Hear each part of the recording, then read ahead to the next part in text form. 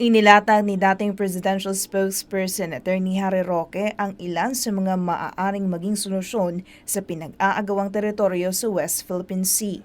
Kasunod na rin ito ng pagdalo ng dating palace official sa Symposium on Global Maritime Cooperation and Ocean Governance sa Hainan, China noong nakaraang linggo.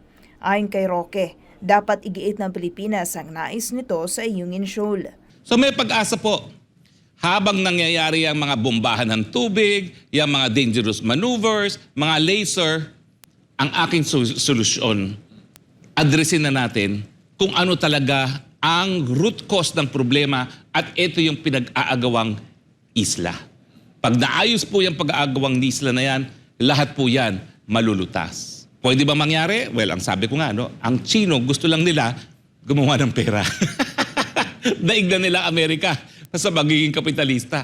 Kung makikita nila na wow, mas mabilis ang pagkagawa ng pera dahil makakakalap ako ng tanging yaman dun sa balanse ng 1,315 miles na high seas. Sa tingin ko po, magagawa ito sa lalong mabilis na panahon. Dagdag pa ni Roque, dapat din nagkumbinsihin ng China na maaari nitong gamitin ng high seas bilang mapagkukunan ng kita. Alam mo, ang Chino, palibasa talagang ang interest nila ay mga lakal, magbenta.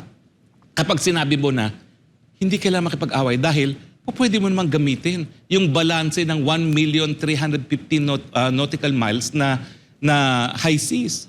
Parang nakita ko sa kanilang mga mata na bagamat gusto nila angkinin yung buong lugar na yan, nakita naman nila na kakapraso lang naman pala yung involved sa kontrobersiya, at least ng Pilipinas at ng China. No?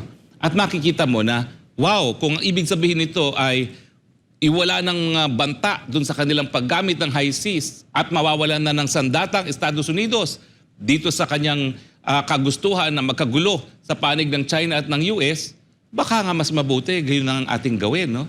Una namang ipinaliwanag ni Roque na batay sa desisyon ng International Tribunal for the Law of the Sea, walang isla sa Ayungin Shoal ang maaaring bumuhay ng tao at magkaroon ng Exclusive Economic Zone o EEZ. Tanging territorial sea lamang mayroon ng 6 na high tide elevation at nasa 12 nautical miles lang ang sakop. Samantala, para naman masolusyonan ang pambobomba ng tubig at delikadong pagmamaniobra ng mga sasakyang pandagat ng China sa resupply mission ng pamalaan sa BRP Sierra Madre Ayungin Shoal, sinabi na Roque na dapat magpadala na ng bagong barko ang pamalaan. Ang Ayungin ay karagatan po yan, hindi yan lupa.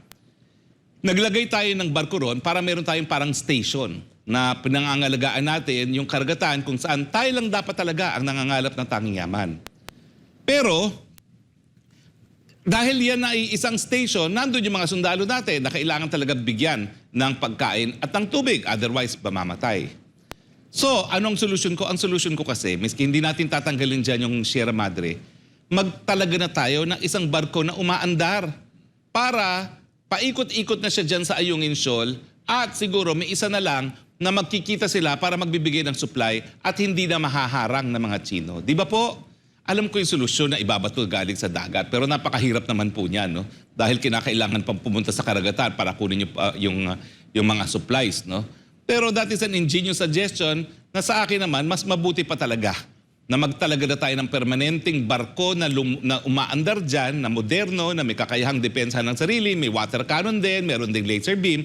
Kasi karapatan po natin na sumagot kung ano yung banta na naranasan ng ating mga kasundaluhan dyan sa Ayungin Shoal. Sa huli, umaasa si Roque na masusolusyonan ng pinag-aagawang teritoryo ng Pilipinas at China sa West Philippine Sea sa isang mapayapang paraan. Para sa Diyos at sa Pilipinas kong mahal, ako si Val Divina Gracia, SMNI News.